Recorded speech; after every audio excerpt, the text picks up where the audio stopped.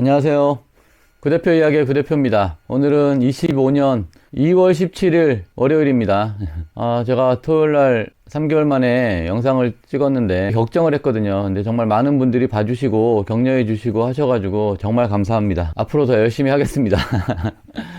그래서 오늘은 사고 대처 방법에 대해서 말씀드릴 건데요. 또 보험에 대해서도 말씀을 드려야 되는데 보험은 다음 편 영상에 찍기로 하고요. 오늘은 사고 한 가지에 대해서만 제가 말씀을 드리겠습니다. 사실 보험하고 사고가 가장 질문이 많이 들어오는 거기 때문에 말씀을 드려보려고 합니다. 일단 사고에 대해서 가장 먼저 드리고 싶은 말씀은 걱정하지 마시라는 거예요. 사고 나시고 전화하시는 분들 보면 너무 걱정을 많이 하시면서 전화를 하세요. 그래서 제가 보기에도 너무 안쓰러워요. 사고 나는 게 좋은 일은 아니죠. 근데 걱정하실 필요까지는 없습니다. 어차피 난 거고 사고 난다고 큰일 생기는 거 아니거든요. 그렇기 때문에 가장 중요한 거는 걱정하지 마시라. 이게 제가 가장 드리고 싶은 말씀이에요.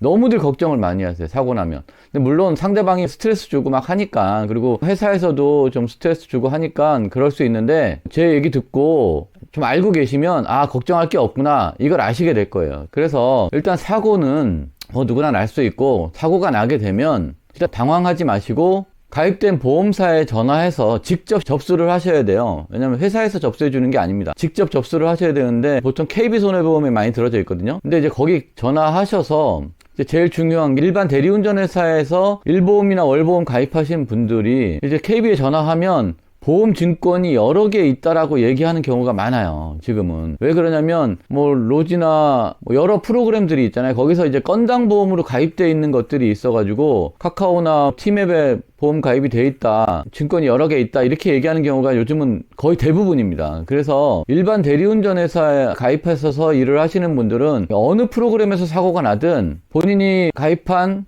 보험회사에 전화해서 접수를 하셔야 되고요. 예를 들어서 카카오에서 사고가 나도 본인이 로지에 KB가 가입이 돼 있으면 KB손해보험에 전화해서 카카오 운행하다가 사고가 났다라고 얘기하시면 돼요. 그러니까 카카오든 티맵이든 로지든 콜마르든 어떤 프로그램에서 사고가 났든 일보험이나 월보험으로 가입하신 분들은 그 보험사에 전화하시면 되고요. 주로 KB보험인데 그러면 거기서 이제 카카오 증권도 있고 티맵 증권도 있고 다른 어떤 증권도 있다, 이렇게 얘기를 보통 합니다. 그러면 어떻게 얘기하셔야 되냐면 우리나라에 큰 회사 4개 있잖아요. 로지, 콜마너, 카카오, 티맵. 이 증권이 아닌 증권이 우리 보험이다, 이렇게 얘기하시면 돼요. 예를 들어서 카카오 증권하고 신세계 증권이 있다. 그럼 어떤 건가요? 물어보면 신세계 증권인 거고요. 로지 보험 이 있고 티맵 보험이 있고 미래로 보험이 있다. 이 중에 어떤 건가요? 그러면 미래로 보험이라고 얘기하시면 돼요. 그래서 간단히 말씀드리면 로지, 콜마너, 카카오, 티맵 증권이 아닌 나머지 이름으로 되어 있는 증권으로 접수하시면 된다. 이거 꼭 기억하셔야 돼요. 이거 때문에 접수를 못 하시고 헤매시는 분들이 많습니다. 그리고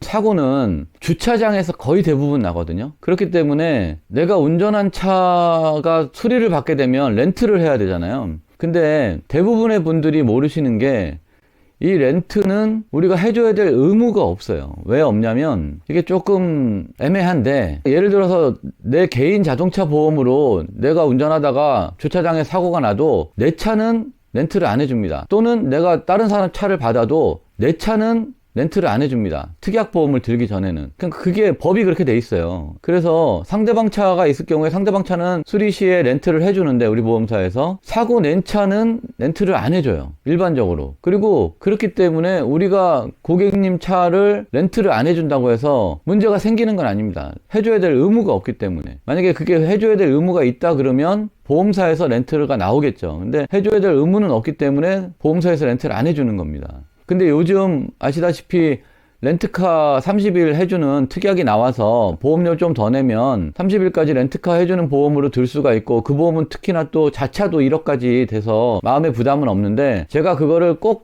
가입하시라고 추천하진 않습니다. 왜냐하면 고객이 짜증내는 소리는 좀 들을 수 있어도 렌트카를 안 해준다고 해서 법적으로 책임이 있는 게 아니기 때문에 그렇습니다. 그리고 이런 얘기는 좀 조심스럽긴 한데 자차 사고가 1억까지 3천만 원 이상 이렇게 나는 경우가 거의 없기 때문에 제가 그걸로 들라고 추천하진 않거든요. 그리고 고객이 지하로 내려가라 그랬는데 탑 차여가지고 걸린다든지 이런 경우도 종종 생깁니다. 저기 주차해 주세요 그랬는데 그 자리에 이상한 게 있어가지고 거기에 부딪힌다든지 막 이런 경우가 생기거든요. 근데 고객이 아무리 내려가라 그러고 저기 주차하라 그랬다 하더라도 사고가 나면 100% 운전하신 분이 책임을 지셔야 됩니다. 그래서 그런 부분이 있으니까 고객 말을 100% 신뢰하지 말고 꼭 본인이 확인하셔야 되고요. 그리고 뭐 장애인 주차구역에 고객이 주차하라 그런다고 주차하시면 안 됩니다. 딱지 날라오면 그것도 내셔야 돼요. 그러니까 어쨌든 제 얘기는 고객 말을 무조건 믿지 말고 모든 책임은 본인이 지셔야 되니까 꼭 본인이 확인하시고 하셔야 된다는 거. 그리고 차대차 사고가 났을 때, 다른 차하고 사고가 났을 때 과실 비율이 나오잖아요. 내가 상대방 차주하고 절대 싸울 필요가 없습니다. 그 과실 비율은 보험사에서 내는 거예요. 그게 만약에 정 마음에 안 들 경우에 이제 컴플레인을 할 수 있지만 상대방 차주하고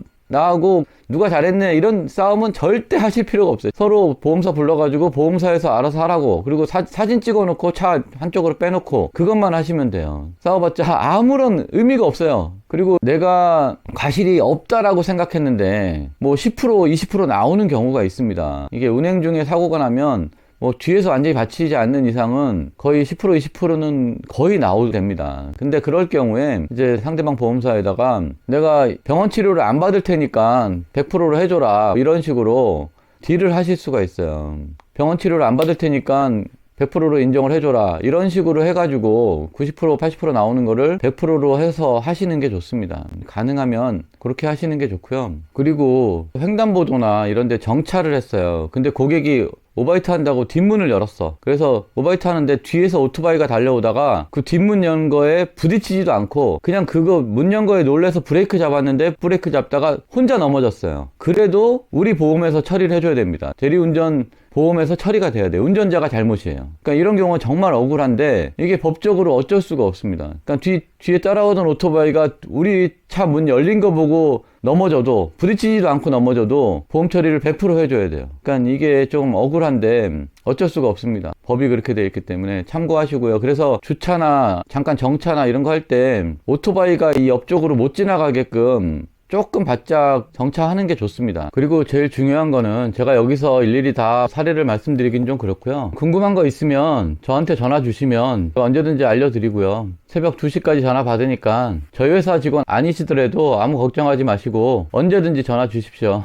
네, 오늘은 간단하게 사고가 나도 너무 걱정하지 마시라고 말씀드렸고요. 다음번에는 제가 보험에 대해서 좀 자세하게 설명드릴게요. 보험에 대해서는 좀 내용이 많기 때문에 다음 시간에 하겠습니다. 오늘도 끝까지 시청해주셔서 감사하고요. 좋은 하루 되십시오. 감사합니다.